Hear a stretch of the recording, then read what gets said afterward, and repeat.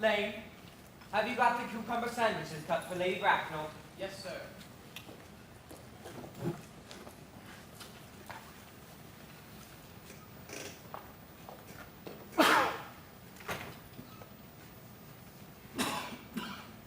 That will do, Lane. Thank you.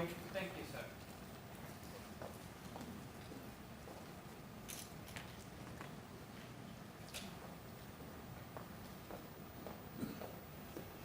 Mr. Ernest Worthing.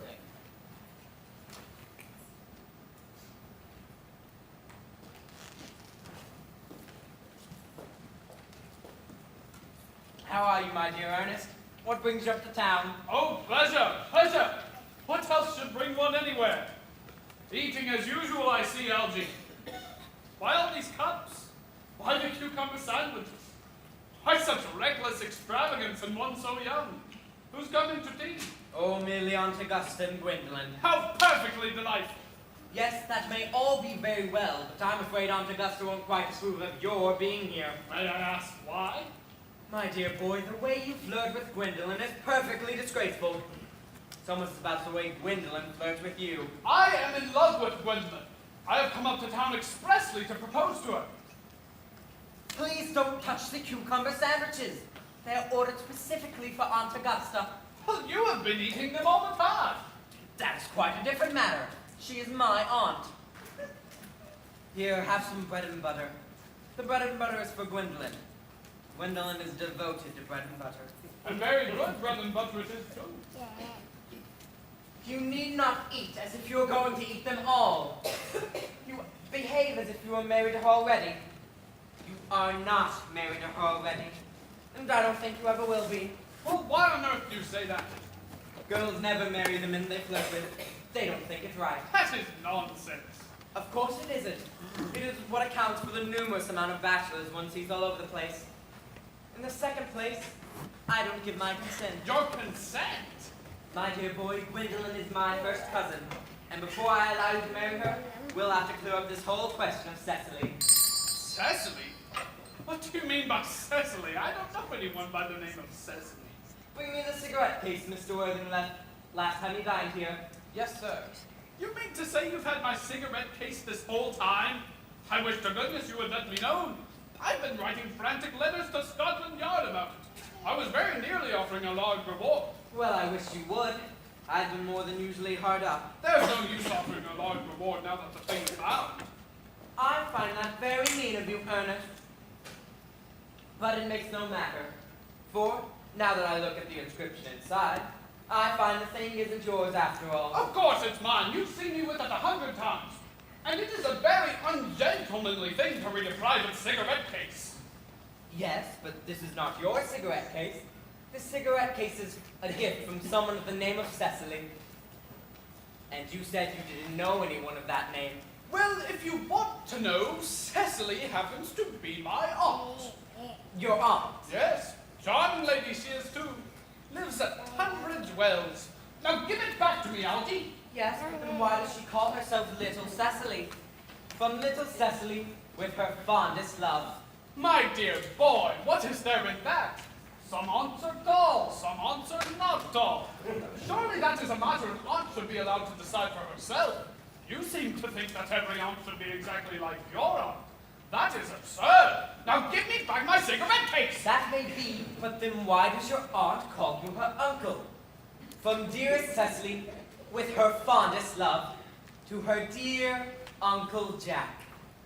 I make no objection to an aunt being a small aunt, but an aunt, no matter what her side may be, should call her own nephew her uncle. I can't quite make out. Besides, your name isn't Jack at all. It's Ernest. It isn't Ernest, it's Jack. But you have always said it was Ernest.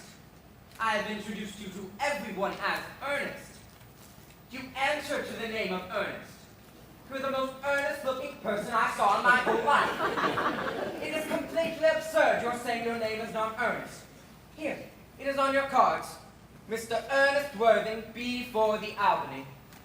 I'll keep this as proof if you try to deny your name to me or to anyone else.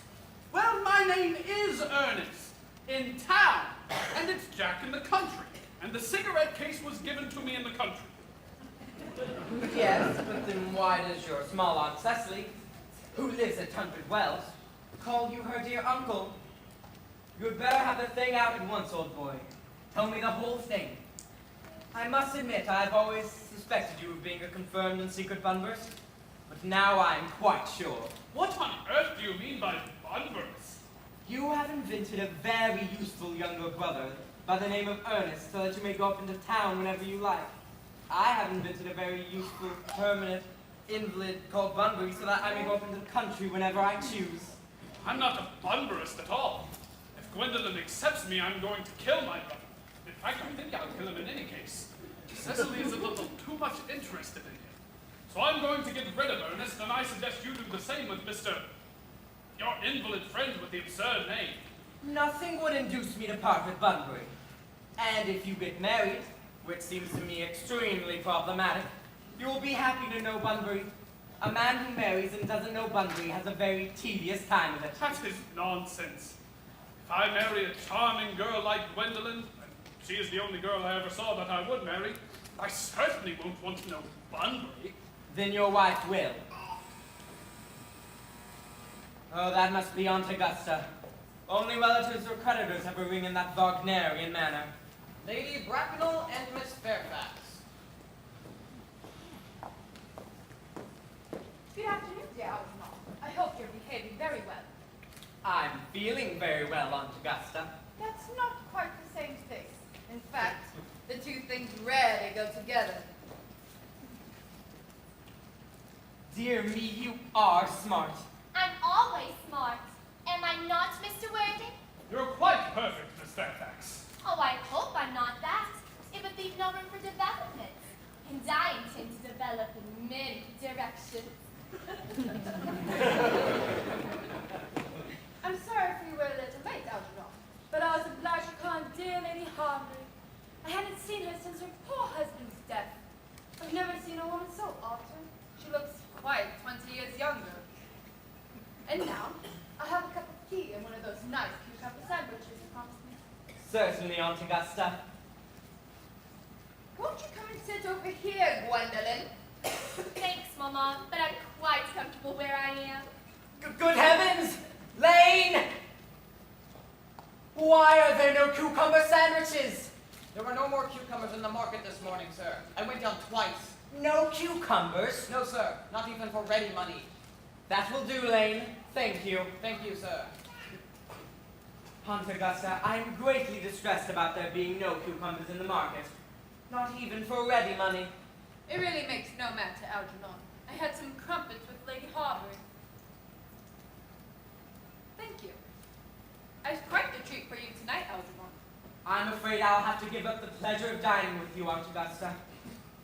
I hope not. It'd put my table completely out. It is a great bore, and I need not say a horrible disappointment to me. But I have just got a telegram saying that my poor friend Bunbury is very ill. They seem to think I should be with him. It is strange. This Mr. Bunbury seems to suffer from curiously bad health. Yes, Bunbury is a dreadful invalid. Well, I must say, Algernon, that I think it is high time that your invalid friend, Mr. Bunbury, made up his mind whether he was going to live or to die. This shilly-shallying with the question is absurd. Nor do I, at any rate, approve of the modern sympathy with invalids. I consider it morbid. Illness of any kind is hardly a thing to be encouraged in others. Health is the primary duty of life. I should be much obliged if you would ask Mr. Bunbury, from me, to be kind enough not to have a relapse on Saturday. It is my last reception, and I rely on you to arrange my music for me. I will speak to Bunbury, Aunt Augusta, if he is still conscious. But I think I can promise you he'll be all right by Saturday. The music, however, is a great difficulty. If one plays good music, people don't listen. If one plays bad music, people don't talk. But I'll run over the program I've drawn out, if you'll kindly accompany me into the next room. Thank you, Algernon. It is very thoughtful of you. I'm sure the program will be delightful, after a few expurgations.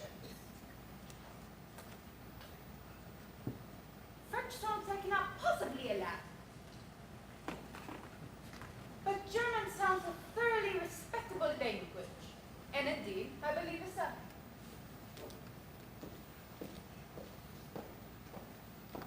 Gwendolyn, you will accompany me. Certainly, Mama.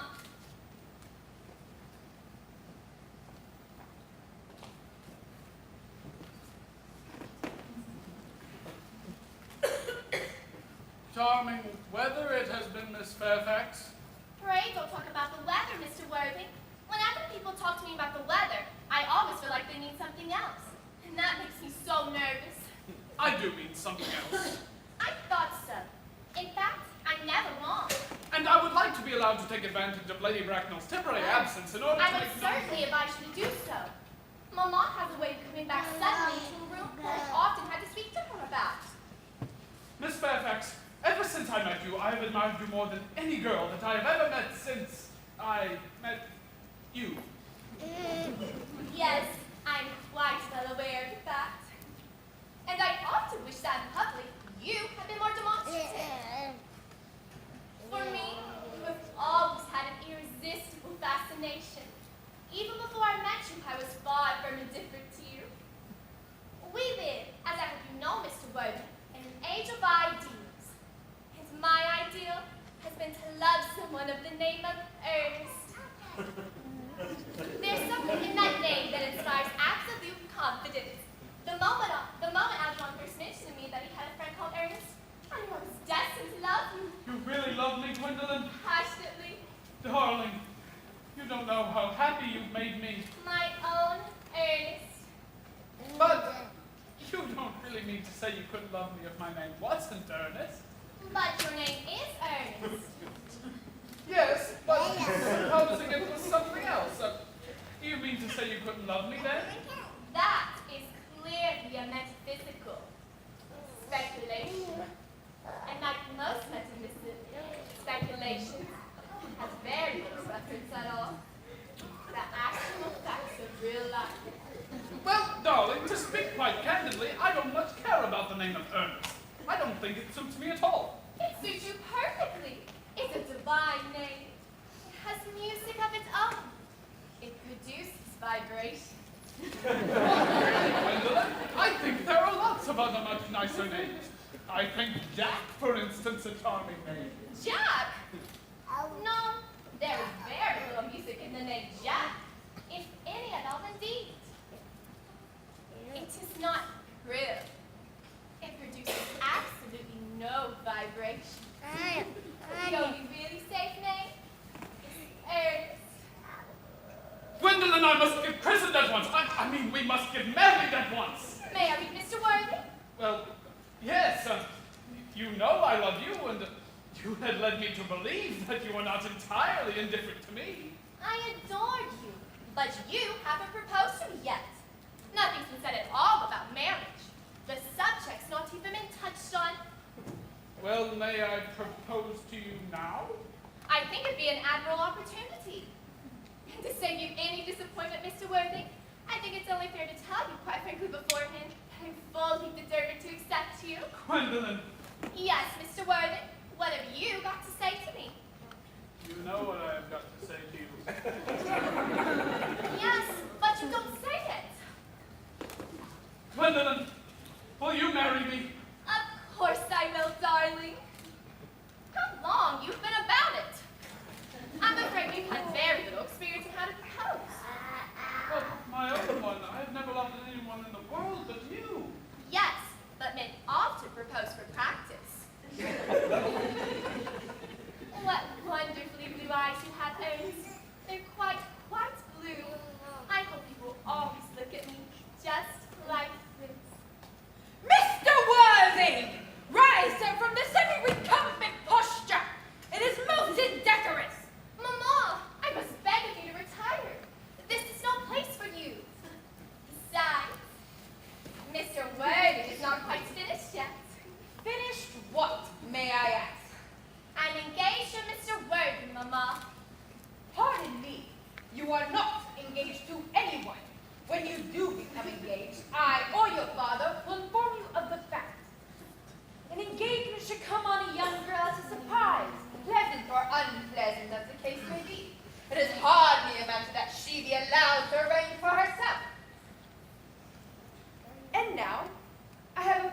questions to put to you, Mr. Worthy.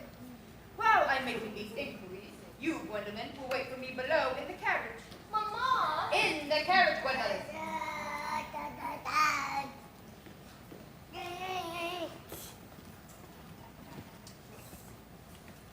Gwendolyn, the carriage!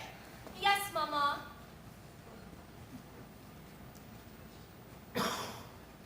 You can take a seat, Mr. Worthy. Thank you, Lady Bracknell. I prefer standing. I feel bound to tell you that you are not down on my list of eligible young men. However, I am quite ready to interview you, should your answers be what a really affectionate mother requires. Do you smoke? Yes, I must admit I smoke. I'm glad to hear it. A man should always have an occupation of some kind. There are far too many idle men in London as it is. How old are you? 24. A good age to get married at. I have always been of opinion that a man who desires to get married should either know everything or nothing. Which do you know? I know nothing, Lady Bracknell. I'm pleased to hear it.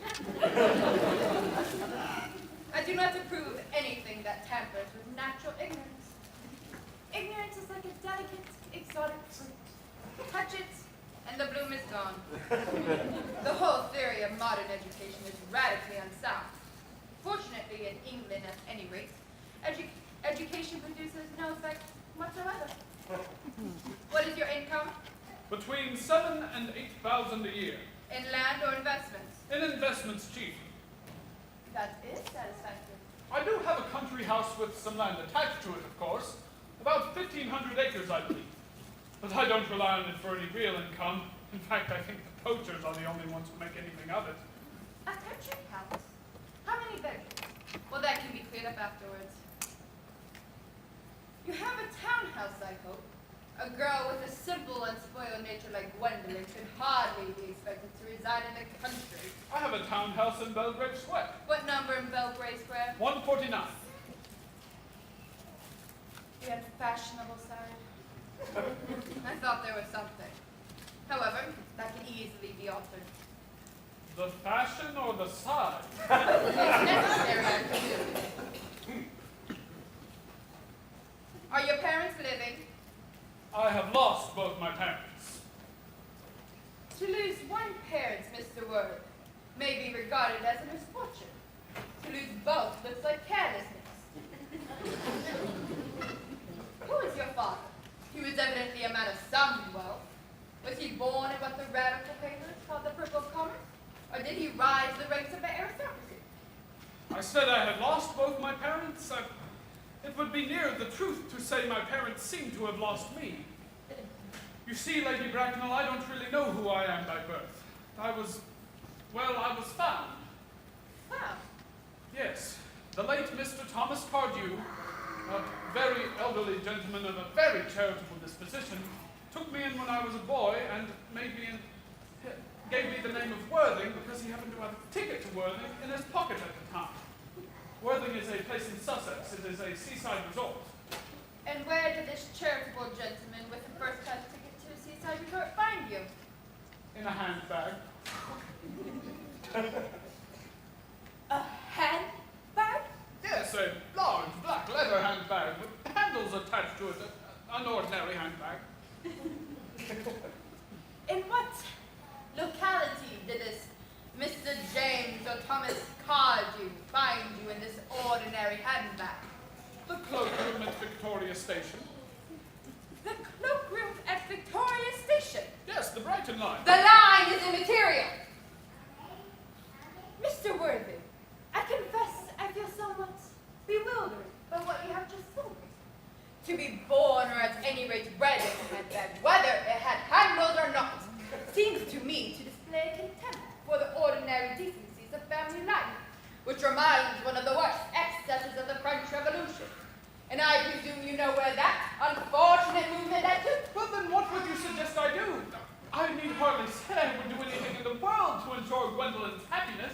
I would strongly advise you, Mr. Worthing, to try and acquire some relations as soon as possible, and to make a definite effort at any rate to produce one parent of either sex before the season is quite over. Well, how on earth do you expect me to do that? I can produce the handbag at any time. It's in my storeroom at home. I really think that should satisfy you, Lady Bracknell. Me, sir? What is it to do with me?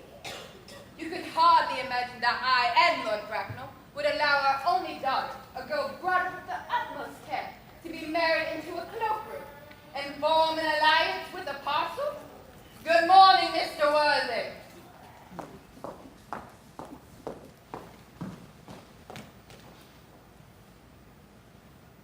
Good morning. Didn't everything go off all right, old boy? You don't mean to say Gwendolyn refused you? Oh, Gwendolyn is as right as a trivet. As far as she's concerned, we're engaged. Her mother is absolutely unbearable. I've never met such a gorgon in my life. I'm not quite sure what a gorgon is like, but I'm positive she is one. In any case, she's a monster without being a myth, which is completely unfair. I beg your pardon, Algie. I suppose I shouldn't talk about your aunt in front of you that way. My dear boy, I love hearing my relations abused. It's the only thing that makes me put up with them all. Relations are a tedious pack of people who haven't the remotest knowledge of how to live, nor the smallest instinct of when to die. You don't suppose there's any chance of Gwendolyn becoming like her mother in about 150 years, do you? All women become like their mothers. That is their tragedy. No man does. That's his. By the way, did you tell Gwendolyn the truth about you being Earnest in town and Jack in the country? My dear boy, the truth isn't simply the thing one tells a sweet, innocent girl. What extraordinary ideas you have about the ways to behave to a woman. The only way to behave to a woman is to make love to her if she is pretty, and to someone else if she is plain. That is nonsense. What about your brother, the profligate Earnest? By the end of the week, I shall have killed him. I shall say he died of apoplexy. That's something people die of quite suddenly, isn't it? Yes, but it's hereditary. Something that runs in the family. You had much better say a severe chill. A severe chill, then. And you're sure that isn't hereditary or anything of the sort? Of course it isn't. Very well, then. My brother Ernest carried off in Paris by a severe chill. That gets rid of him. But I thought you said Miss Cardew was a little bit too interested in your poor brother. Won't she feel his loss a great deal? Cecily isn't some silly romantic girl. She has a capital appetite, enjoys long walks, and pays no attention whatsoever to her lessons. I would rather like to see Cecily. I will take very special care you never do. She's excessively pretty and only just 18. Have you told Gwendolyn you have an excessively pretty ward who is just 18? My dear boy, that's not just the kind of thing one simply blurts out to people. And besides, Gwendolyn and Cecily are sure to be the best of friends. I'll bet you anything you like that within half an hour of meeting, they will be calling each other sister. Women only call each other that when they've called each other a lot of other things first.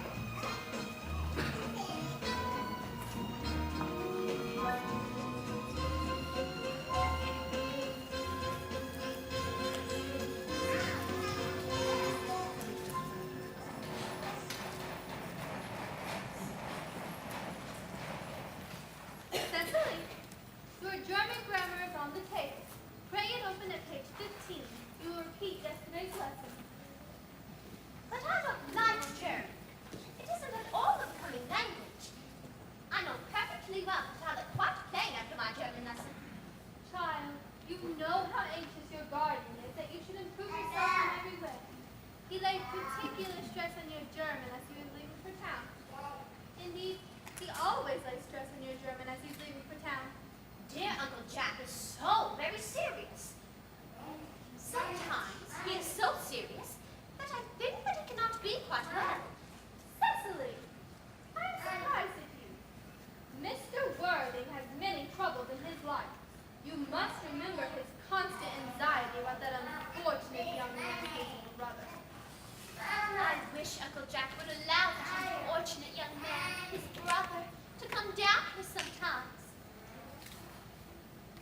We might have a good influence over him, Miss Prism.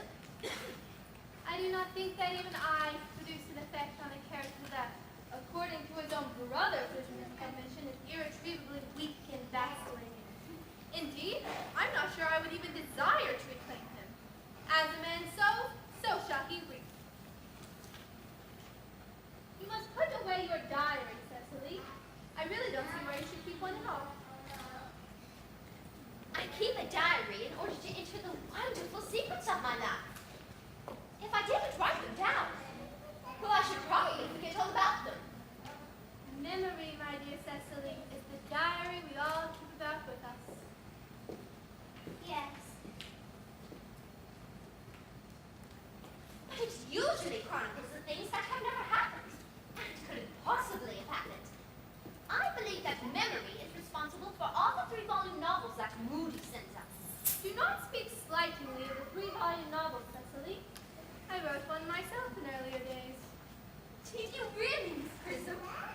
Well, how wonderfully clever you are. Oh, but I hope it did not end happily. I don't like novels that end happily. They depress me so much. The good ended happily, and the bad unhappily. That is what fiction means. I suppose so. But it seems very unfair. And was your novel ever published?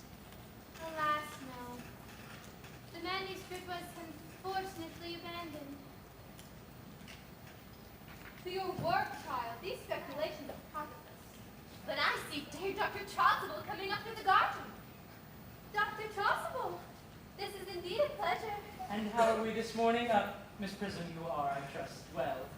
Miss Prism has just been complaining of a slight headache. I think it would do her so much good to have a short stroll with you in the park, Dr. Chasuble.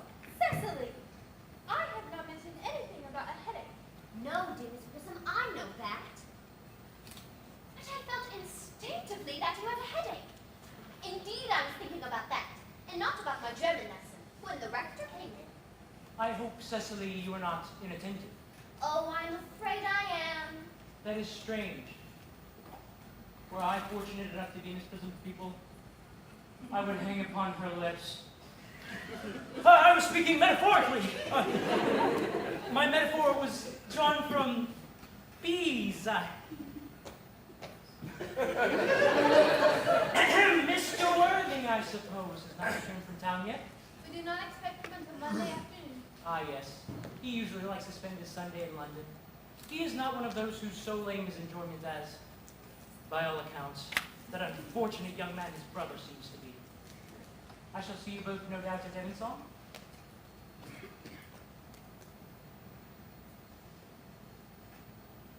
I think, dear doctor, I will have a stroll with you. I find I have a headache after all, and a walk might do it good. With pleasure, Miss Prism. With pleasure. Cecily, you will read your political economy in my absence. The chapter on the fall of your pay you may omit. It is somewhat too sensational.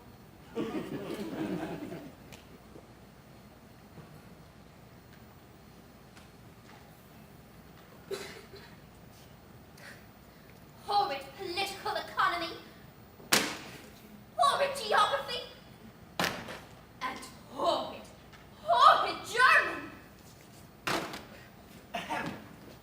Mr. Ernest Worthing has just driven over from the station. He's brought his luggage with him.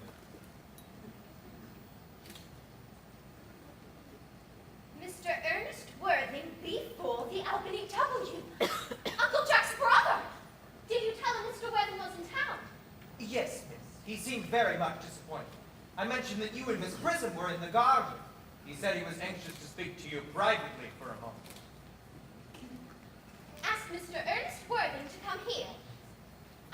you had better talk to the housekeeper about a room for him. Yes, miss.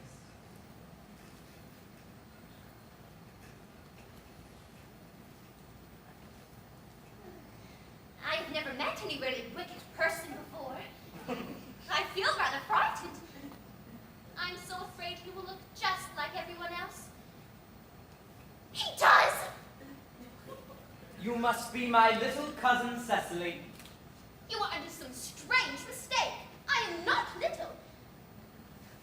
But I am your cousin Cecily.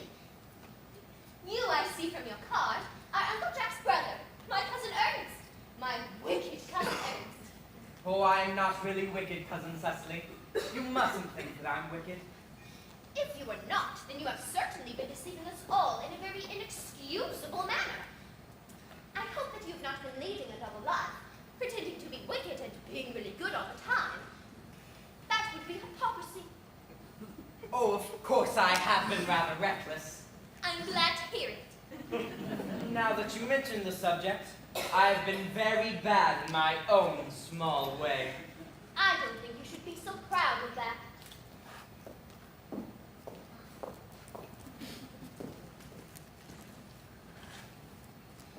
Though I am sure it must have been very pleasant. It is much pleasanter being here with you. Well, I can't understand how you were here at all. I know Uncle Jack wants to speak to you about your immigrating. About my what? Your immigrating? Why, he's gone up to buy you an outfit. I wouldn't let Jack buy my outfit. He has no taste in neckties at all. I don't think you will require neckties. Uncle Jack is sending you to Australia. Australia? I'd sooner die. Well, he said at dinner on Wednesday night that you would have to choose between this world, the next world, and Australia. Oh, well, the accounts I have of the next world in Australia are not particularly encouraging. This world is good enough for me. Yes, but are you good enough for it? I'm afraid I'm not that. That is why I would like you to reform me. I'm afraid I have no time this afternoon. Well, would you mind my reforming myself this afternoon? It is rather quixotic of you, but I think you should try. I will. I feel better already. You are looking a little worse. That is because I am hungry. How thoughtless of me! I should have remembered that when one is going to lead an entirely new life, one requires regular and wholesome meals. Won't you come in? Thank you. You are the prettiest girl I ever saw. Miss Prism says that all good looks are a snare. They are a snare every sensible man would like to get caught in. Oh, I don't think I would care to catch a sensible man. I should have known to talk to him about.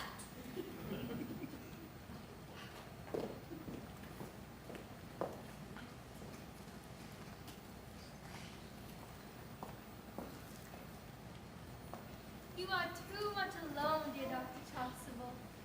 You should get married. Miss Prism, Mr. Mr. Worthing! This is indeed a surprise. I did not look for you until Monday afternoon. I have returned sooner than I expected. Dear Mr. Worthing, I hope this garb of woe does not betoken some terrible calamity. My brother, More shameful debts and extravagance. Still leading his life of pleasure. dead, Your brother Ernest dead? quite dead. One lesson for him. I trust he'll profit by it. Mr. Worthing, I offer you my sincere condolence. You have at least the consolation of knowing you were the most generous and forgiving of brothers. Poor Ernest. He had his flaws, but it is a sad, sad blow. Very sad indeed. Were you with him at the end? No, he died abroad. Paris, in fact. I had a telegram from the manager of the Grand Hotel last night. And was the cause of death mentioned? A severe chill, it seems. As a man sows, so shall he reap. Charity, Miss Prism, charity. None of us are perfect. You would no doubt wish me to make some slight allusion to this tragic domestic affliction next Sunday. My sermon on the meaning of the manna in the wilderness can be applied to any situation, joyful or as it is in the present case, distressing. Well, I've preached it at harvest celebrations, christenings, confirmations, on days of humiliation, You festival day. mentioned christenings, I think, Dr. Chasuble. I suppose you can christen all right. I mean, you are continually christening, aren't you? But is there any particular infant you are interested in? Your brother was, I believe, unmarried, was he not? Yes. People who live entirely for pleasure usually are. But it is for no child, dear doctor. No, I would like to get christened myself, actually. But surely, Mr. Worthing, you've been christened already. I don't remember anything about it. But have you any grave doubts on I this? should intend to have, but I don't know if the thing would bother you in any way, or if you think I'm too old now. Not at all. The sprinkling and indeed the immersion of adults is a perfectly canonical practice. Immersion? Oh, you need have no apprehensions. The sprinkling is all that is necessary, and indeed I think advisable. At what hour do you wish the ceremony to be performed? Oh, I might trot round about 5, if that would be all right with you. Perfectly, perfectly. And now, dear Mr. Worthing, I will no longer intrude into a house of sorrow. I would merely beg you not to be too bowed down by grief. What seem to us bitter trials are often blessings in disguise. This seems to me to be a blessing of an extremely obvious kind. Uncle Jack? Oh, I am pleased to see you back. Oh, but what is the matter, Uncle Jack? Do look happy. You look as if you've had a toothache. And I've got such a surprise for you. Who do you think is in the dining room? Your brother! What? Your brother Ernest. He arrived about half an hour ago. That is nonsense. I don't have a brother. Oh, don't say that. However badly he may behave to you in the past, he is still your brother. You couldn't be so heartless as to disown him. I'll tell him to come out. And you will shake hands with him, won't you, Uncle Jack?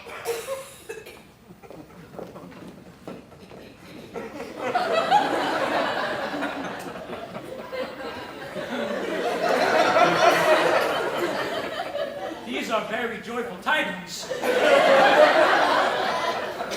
After he had all been resigned to his lot, I find his sudden return peculiarly distressing. My brother is in the dining room? I don't know what it means. I think it is absurd. Good heavens! Brother John, I have come down from town to tell you that I am very sorry for all the trouble I have caused you, and that I intend to lead a better life in the future. Uncle Jack, you are not going to refuse your own brother's hand.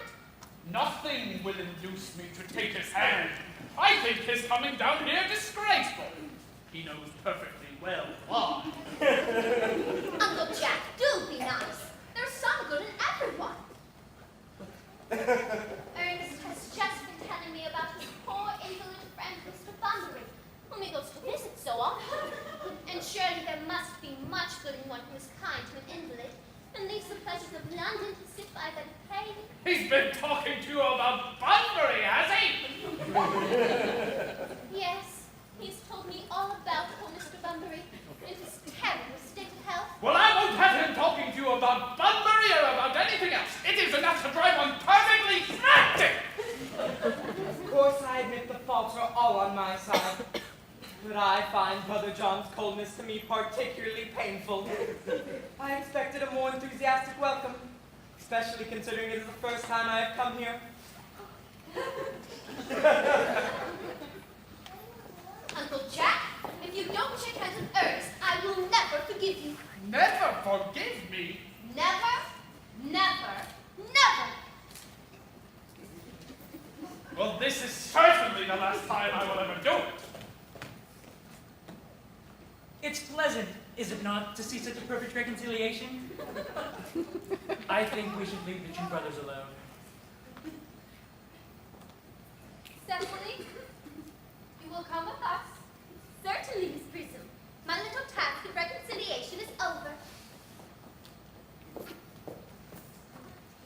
Naughty, you young scoundrel! You must leave at once. I don't allow any bungering here. I put Mr. Earnest's things in the room next to your own. I suppose that's all right. What? Mr. Earnest's luggage, sir. I put it in the room next to your own. His luggage? Yes, sir. 3 portmanteaus, a dress case, 2 hat boxes, and a large luncheon basket. I'm afraid I can't stay for more than a week this time. Call the dog cart for Mr. Earnest. He's suddenly been called back to town. Yes, sir. What a fearful lie you are, Jack. I have not been called back to town. Yes, you have. I have not heard anyone call me. Your duty as a gentleman calls you back. My duty as a gentleman has never interfered with my pleasures before. Well, I can understand that. Cecily is a darling. I will not have you talk about Miss Cardew like that. I don't like it. Well, I don't like your clothes. You look perfectly ridiculous in them. Why on earth don't you go up and change? I find it very childish to be in deep mourning for a man who's actually staying for a whole week as your house guest. I find it grotesque. Your vanity is ridiculous, your conduct an outrage, and your presence in my garden completely absurd! But I wish you a pleasant journey back to town. This bunburying, as you call it, has not been a great success for you. I think it's been a great success. I'm in love with Cecily, and that is everything. But I must make arrangements for another Bunbury and see her before I go. Oh, there she is. Oh, I thought you were with Uncle Jack. He's gone to order the dog cart for me. He's going to send me away. Then have we got to part? I'm afraid so. It is a very painful parting. It is always painful to part from people whom one has known for such a brief space of time. Cecily, I hope I don't offend you if I state quite frankly and openly that you seem to me to be, in every possible way, the visible personification of absolute perfection. Cecily, ever since I first looked upon your incomparable beauty, I have dared to love you wildly, passionately, devotedly, and hopelessly. I don't think that you should tell me that you love me wildly, passionately, devotedly, and hopelessly.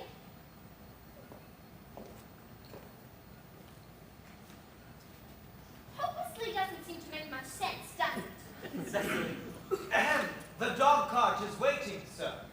tell him to come round next week, at the same hour. Yes, sir. Uncle Jack would be very much annoyed if he knew that you were staying on till next week, at the same hour. Oh, I don't care about Jack. I don't care about anyone in the whole world but you. I love you, Cecily. You will marry me, won't you? Well, you silly boy, of course. Why, we've been engaged for the last 3 months. For the last 3 months. Yes. It will be exactly 3 months on Thursday. But how did we become engaged? Well, ever since dear Uncle Jack first confessed to us that he had a little younger brother, who was very wicked and bad, you of course have formed the chief topic of conversation between myself and Miss Prism.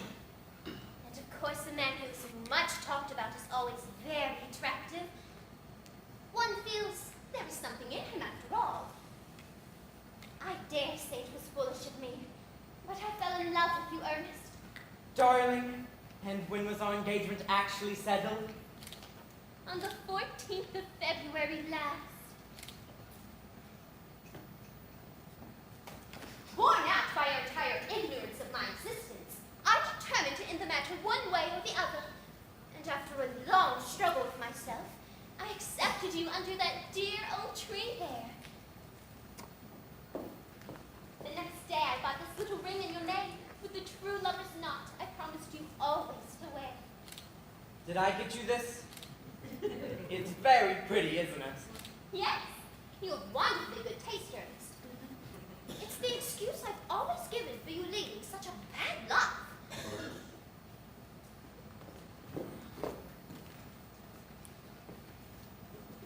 And here is where I keep all of your dear letters. My letters, but my own sweet Cecily, I have never written you any letters. You need hardly remind me of that, Ernest. I remember only too well that I was forced to write your letters for you. Oh, do let me read them. Oh, I couldn't possibly. That would make you far too conceited. The three you wrote me after I'd broken off the engagement are so beautifully written and so badly spelled that even now I can hardly read them without crying a little. But was our engagement ever broken off? Of course it was. On the 22nd of last March. You can see the entry if you like. Today I broke off my engagement with Ernest. I feel it better to do so. The weather still continues charming. But what had I done? I had done nothing at all. Cecily, I'm greatly hurt indeed to hear that you broke off our engagement, especially when the weather was so charming. It would hardly have been a really serious engagement if it hadn't been broken off at least once. But I forgave you before the week was out. What a perfect angel you are. You dear romantic boy.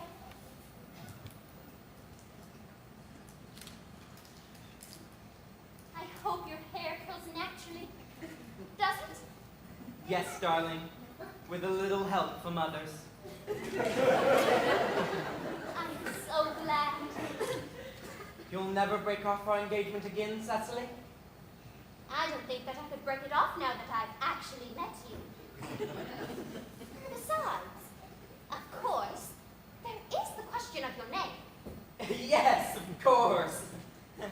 Now you must not laugh at me, darling, but it had always been a girlish dream of mine to love someone whose name was Earnest. There is something in that name that inspires absolute confidence.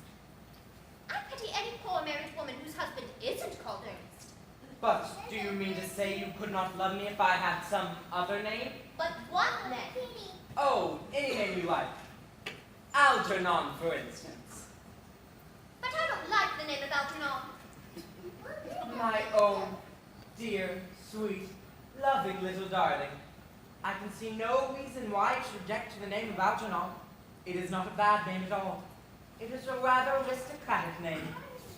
But seriously, Cecily, do you mean to say you could not love me if my name were Algie? I might respect you, Ernest. I might admire your character. But I'm afraid I should not be able to give you my undivided attention. Cecily, your rector here is, I suppose, thoroughly experienced in the rites and ceremonials of the church. Oh, yes. Dr. Chasuble is a most learned man. He's never written a single book, so you can imagine how much he knows. I must see him on the most important christening. I mean on most important business. Oh, I shan't be away more than half an hour. considering that we've been engaged since February 14th, and that I've only actually met you today for the first time, I think it is rather hard that you should leave me for so long a period as half an hour. Couldn't you make it 20 minutes? I'll be back in no time.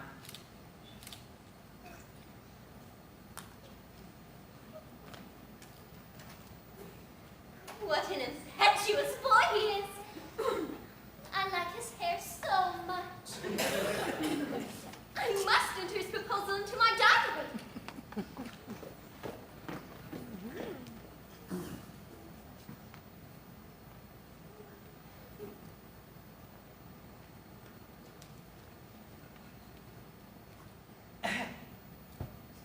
Miss Fairfax has just called on Mr. Worthing on very important business. Isn't Mr. Worthing in his library? Mr. Worthing went in the direction of the rectory some time ago. Pray ask the lady to come out here. Mr. Worthing is sure to be back soon.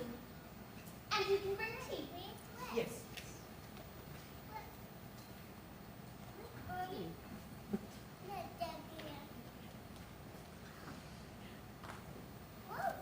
Miss Fairfax. I suppose one of the many good elderly women who are associated with Uncle Jack in some of his philanthropic work in London. I don't quite like women who are interested in philanthropic work. I think it is so forward of them. Miss Fairfax.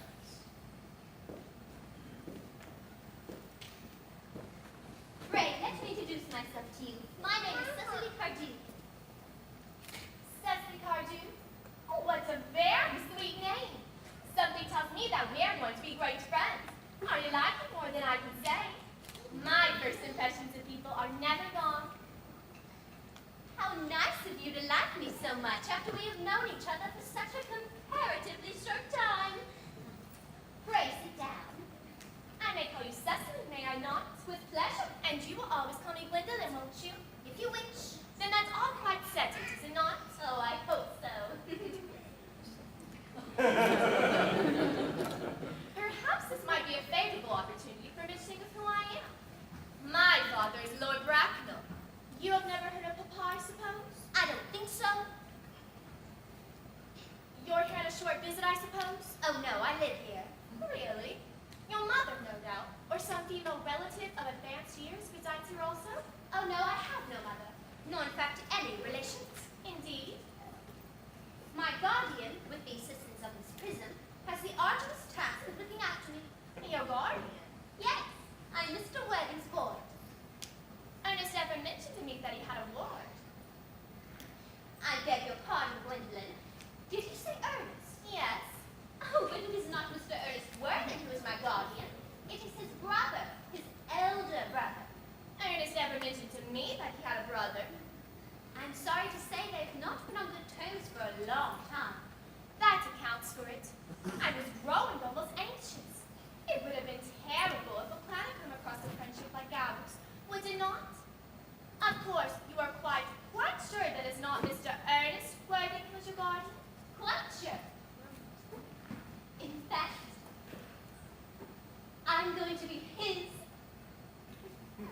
I beg your pardon. Dearest Gwendolyn, there is no reason why I should make a secret of it to you. Mr. Ernest Worthing and I are engaged to be married. My darling Cecily, there seems to be some slight error. Mr. Ernest Worthing is engaged to me. I'm afraid you must be under some misconception. Ernest proposed to me exactly 10 minutes ago. It is certainly very curious, for he asked me to be his wife this afternoon at 1:30. I'm so sorry, dear Cecily, if it's any disappointment, but I'm afraid that I have the prior claim. But I feel bound to point out that since Ernest proposed to you, he has clearly changed his mind. Shall I lay tea here as usual, miss? Yes, as usual.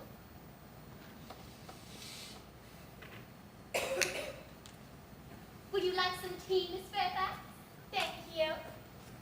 Detestable girl, but I require tea.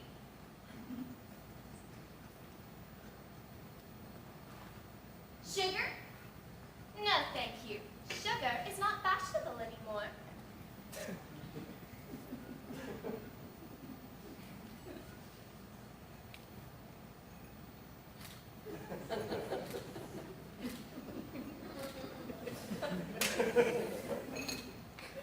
Cake or bread and butter?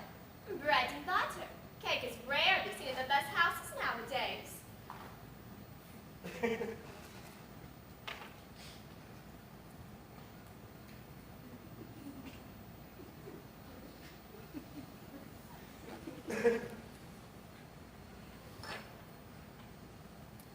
Hand that to Miss Fairfax.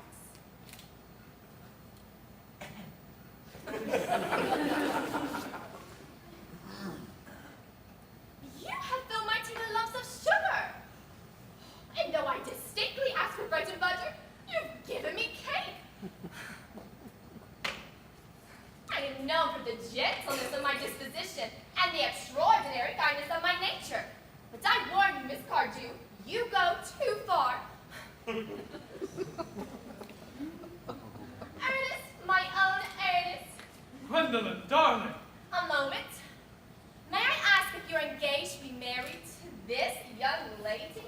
To dear little Cecily? Of course not. What could have put such an idea in your pretty little head? Thank you. You may. I knew there must be some misunderstanding, Miss Fairfax. The gentleman whose arm is present around your waist is my guardian, Mr. John Worthing. I beg your pardon. This is Uncle Jack. Jack! Oh, Here is Ernest. My own love. A moment, Ernest. May I ask you, are you engaged to be married to that young lady? To what young lady? Good heavens, Gwendolyn. Yes, to good heavens, Gwendolyn. I mean Gwendolyn. Of course not. What could have put such an idea into your pretty little head? Thank you. You may. I thought there was some slight error, Cecily, for the gentleman who is now embracing you is my cousin, Mr. Algernon Moncrief. Algernon Moncrief? Oh! Are you really called Algernon? I cannot deny it. Is your name really John? I could deny it if I liked. I could deny anything if I liked. But it certainly is John. It has been John for years. A gross deception has been practiced on the both of us. My poor wounded Cecily, my sweet, wronged Gwendolyn. You will call me sister, will you not? There is just one question I would like to be allowed to ask my guardian. An admirable idea. Mr. Worthing, there is just one question I'd like to be permitted to put to you. Where is your brother Ernest? We're both engaged to be married to him, so it's a matter of importance to us to know where he's at. Gwendolyn, Cecily, it pains me to have to speak the truth to you. It is the first time I've ever been reduced to such a position, and I am quite inexperienced in doing anything of the kind. But I will tell you both quite frankly that I have no brother Ernest. I have no brother at all. I've never had a brother in my life, and I certainly do not intend to have a brother at any time in the future. No brother at all? At all. Had you never a brother of any kind? Not even of any kind. I'm afraid it's quite clear, Cecily, that neither of us are engaged to be married to anyone. It is not a very pleasant position for a young girl to suddenly find herself in, is it? Let us go into the house. They would hardly venture to come after us there. No. Men are so cowardly, aren't they?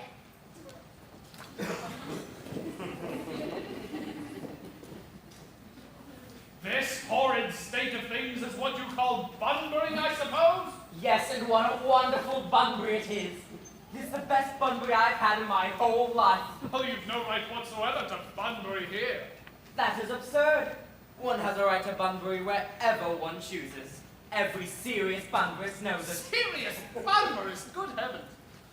But I must say, as for your conduct towards Miss Cardew, you taking in a sweet, simple, innocent girl like that is completely inexcusable. To say nothing of the fact that she is my ward. I can see no possible defense at all for you deceiving a clever, brilliant, thoroughly experienced young lady like Miss Fairfax. Not to mention the fact that she is my cousin. I wanted to be engaged to Gwendolyn, that is all. I love her. Well, I wanted to be engaged to Cecily. I adore her. There's certainly no chance of your marrying Miss Cardew. And I don't see there much likelihood, Jack, of you and Miss Fairfax being united. Well, that is no business of yours. If it were my business, I wouldn't talk about it. How you can sit there calmly eating muffins when we are in this horrible mess, I can't make out. You seem to me to be perfectly heartless. Well, I can't eat muffins in an agitated manner. The butter would get on my cuff. One must always eat muffins quite calmly. It is the only way to eat them. I say it's perfectly heartless you're eating muffins at all under the circumstances. When I'm in trouble, eating is the only thing that consoles me. Indeed, when I'm in great trouble, as anyone who knows me intimately will tell you, I refuse everything except food and drink. I'm eating muffins now because I'm upset. Besides, I'd rather enjoy muffins. Well, that is no reason for you to eat them all in that greedy way. I wish you would have tea cake instead. I don't like tea cake. Good heavens, I suppose a man may eat muffins in his own garden. But you just said it was perfectly heartless to eat muffins. No, I said it was perfectly heartless of you under the circumstances.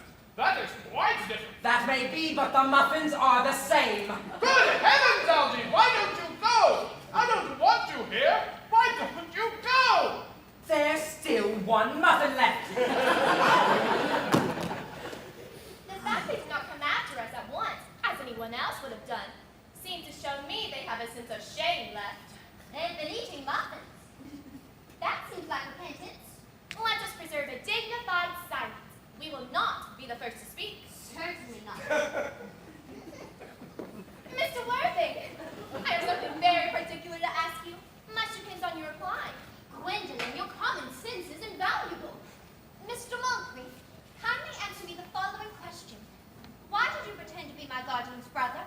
so that I may have the opportunity of meeting you. That seems like a satisfactory explanation, does it not? Yes, dear, if you can believe them. I don't. But that does not affect the wonderful beauty of his answer. True, in matters of great importance, style, not sincerity, is the vital thing. Mr. Worthing, what explanation can you offer for pretending you had a brother? Was it so that you would have the opportunity of coming up to town to see me as often as possible? Can you doubt it? I have the gravest doubts upon it. But I intend to crush them. Their explanation seems quite satisfactory, especially Mr. Worthing. That to me has the stamp of truth upon it. I am more than content with what Mr. Moncrief said. His voice alone inspires one with absolute credulity. Do you think we should forgive them? Yes. I mean, no. True. I had nearly forgotten. There are principles at stake that one cannot surrender. But which one of us should tell them? The task is not a pleasant one. Could we not both speak at the same time? An excellent idea. I nearly always speak at the same time as other people. But will you take the time for me? Certainly. Your Christian names are still an insufferable barrier. That is all.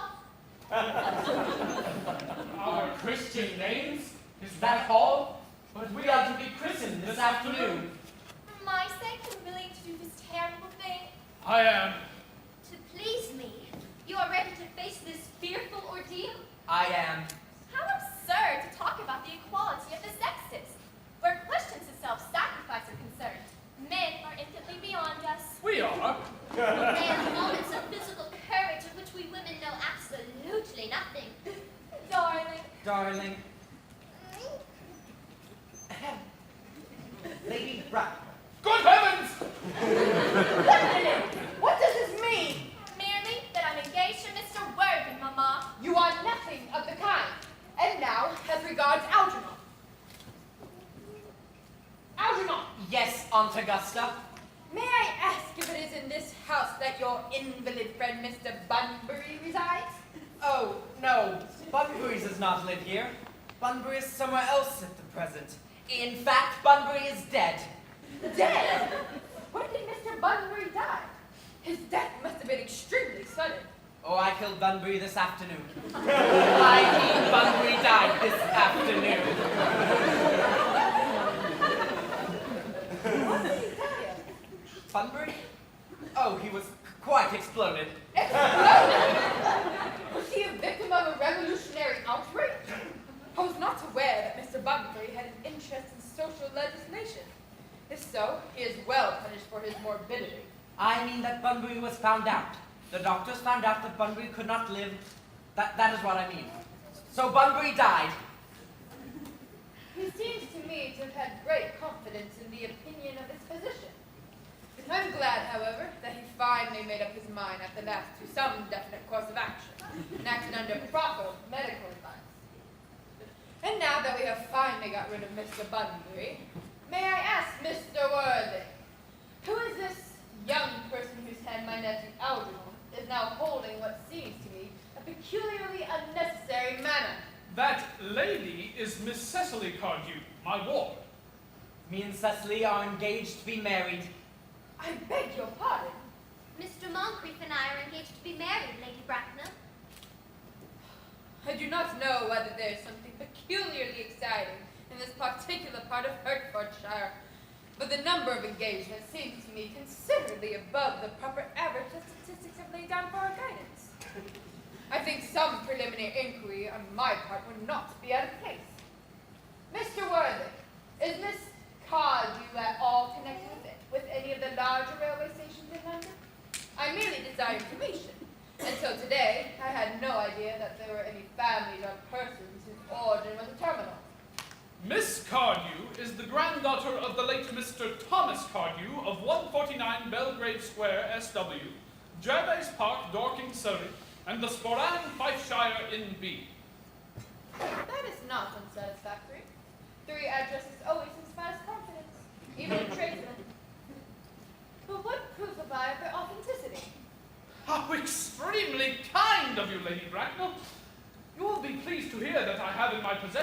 certificates of Miss Cardew's birth, baptism, registration, vaccination, confirmation, and the measles. The English and German variety. A life crowded with incident, I see. Though perhaps somewhat too exciting for a young girl. Gwendolyn, the time approaches for our departure. We have not a moment to lose. As a matter of form, Mr. Worthing, I had better ask if Miss Cardew has any little fortune? Oh, just about £130,000 in the funds. That is all. Goodbye, Lady Bracknell. So pleased to have seen you. A moment, Mr. Worthing. £130,000. And in the funds.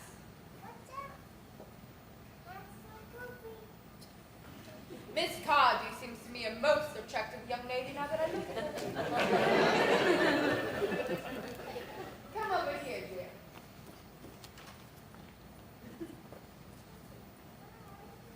Sweet child, your dress is sadly simple, and your hair seems as if nature might have left it. But we can soon alter all of that. Kindly turn round. Yes, quite as I expected.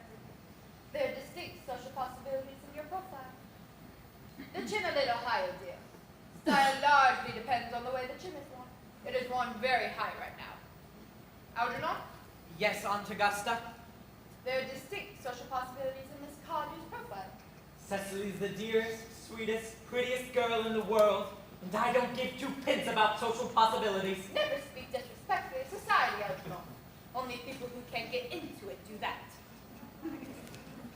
Well, I suppose I must give my consent. Thank you, Aunt Augusta. Thank you, Lady Bracknell. You may also address me as Aunt Augusta for the future. Thank you, Aunt Augusta. The marriage, I believe, should take place quite soon. Thank you, Aunt Augusta. Thank you, Aunt Augusta. Frankly speaking, I am not myself in favor of long engagements. It gives people the opportunity of finding out each other's characters before marriage. Which I think is never advisable. Beg pardon for interrupting you, Lady Bracknell, but Miss Cardew cannot marry without my consent until she comes of age. I absolutely decline to give my consent. Upon what grounds, may I ask? It pains me very much to have to speak frankly to you about your nephew, but I do not approve at all of his moral character. I suspect him of being untruthful. Untruthful? My nephew Algernon. Impossible. He is an Oxonian. I fear there can be no doubt about the subject. This afternoon, during my temporary absence in London on an important question of romance, he obtained entry to my home under false pretense of being my brother. During the course of the afternoon, he succeeded in alienating the affections of my only ward, proceeded to stay to tea, and devoured every single muffin. What makes the matter all the more heartless is that he is perfectly aware of the fact that I do not have a brother. I have never had a brother. I told him so myself this afternoon. After careful consideration, Mr. Worthing, I have decided to overlook my nephew's conduct to you. That is very generous of you, Lady Bracknell, but my own decision remains unaltered. I decline to give my consent. My dear Mr. Worthing, I would beg of you to reconsider. But my dear Lady Bracknell, the matter is entirely in your hands. The moment you consent to my marriage with Gwendolyn, I will allow your nephew to make an alliance with my ward. You must be quite aware that what you propose is completely out of the question. Then a passionate celibacy is all any of us can look forward to.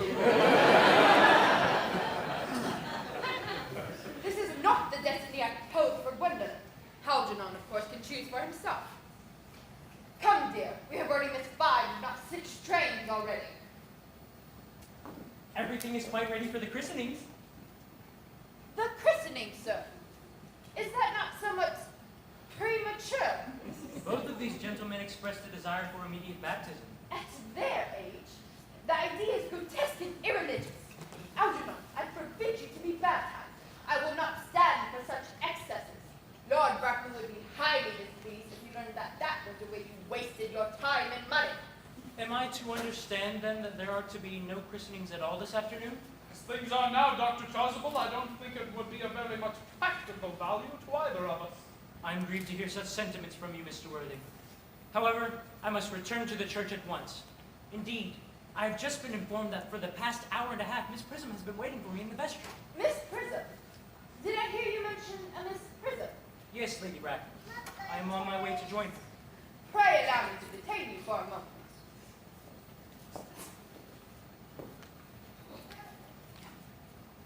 Is this Miss Prism a female repellent aspect, remotely connected with education? She's the most cultivated of ladies, and the very picture of respectability. It is obviously the same person. What position does she hold in your household? I am a celibate, madam. Miss Prism, Lady Bracknell, has for the past 3 years been Miss Cardew's esteemed governess and valued companion. In spite of what I hear of her, I must see her at once. Let her be sent for.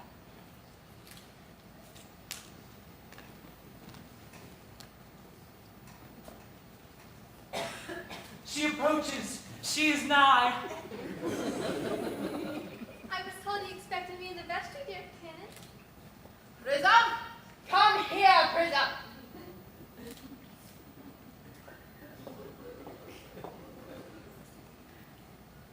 Prism, where is that baby? 23 years ago, Prism, you left Lord Bracknell's house, number 104, Upper Grosvenor Street, in charge of a perambulator that contained a baby of the male sex. You never returned. A few weeks later, through the elaborate investigations of the Metropolitan Police, the perambulator was discovered at midnight in a corner of the Bayswater. Contained within it was a manuscript of a 3-volume novel of more than usually revolting sentimentality. But the baby was not there. Prism, where is that baby? Lady Bracknell, I admit with shame that I do not know. I only wish I did. The plain facts of the case are these. On the morning of the day you mentioned, a day that is forever branded in my memory, I prepared as usual to take the baby out of its perambulator. I had also with me a somewhat old but capacious handbag in which I had intended to place a manuscript of a work of fiction I had written in my few unoccupied hours. In a moment of mental abstraction, I placed the manuscript in the bassinet and the baby in the handbag. But where did you deposit the handbag? Not asking Mr. Worthing. Miss Prism, this is a matter of no small importance to me. I must know where you deposited the handbag that contained that infant. I left it in one of the large railway stations in London. What railway station? Victoria. The Brighton line. Miss Prism, I was the baby you placed in that handbag. You? Yes. Mother! Mr. Worthing. I am unmarried. Unmarried? I do not deny this is a serious blow, but then who has a right to cast a stone against one who has suffered? Cannot repentance wipe out an act of folly? Why should we have one law for men and another for women? Mother, I forgive you. Mr. Worthing, there is some error. There is the lady who can tell you who you really are.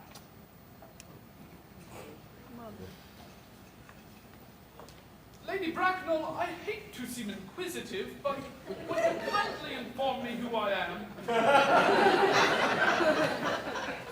I am afraid that the news I have to give you will not altogether quite please you. You are the son of my poor sister, Miss Moncrief, and consequently, Algernon's elder brother. Algy, you young scoundrel, you will have to treat me with more respect in the future. You have never acted to me like a brother a day in your life. Well, not till today, old boy, I admit. I did my best, however, though I was out of practice. My own. But what own are you? What is your Christian name now to become someone else? Good heavens, I had forgotten all about that. I suppose your decision on the matter remains irrevocable? I never change, except in my affections. What a noble nature you have, Gwendolyn. Aunt Augusta, at the time Miss Prism left me in the handbag, had I been christened already? Every luxury that money could buy, including christening, had been lavished upon you by your fond and doting parents. Then I was christened, that is settled. But what name was I given? Let me know the worst. Being the elder son, you were naturally christened after your father. Algie, can you recall our father's Christian name? My old boy, we were never even on speaking terms. He died before I was a year old. Aunt Augusta? I remember that the general was called Earnest. I knew there was some particular reason for disliking the name. I always told you it was Earnest. Well, it is Earnest. I mean, naturally it is Earnest. Ernest, my own Ernest. I thought from the first you could have no other name. Gwendolyn, it is a very terrible thing for a man to find out that he has been telling nothing but the truth his entire life. Can you ever forgive me? I can, for I feel you are sure to change. My own one. Letitia. Frederick, at last. Cecily. At last. Gwendolyn, at last. My nephew, you seem to me to be displaying signs of triviality. On the contrary, Aunt Augusta, I believe I have just realized for the first time the vital importance of being earnest.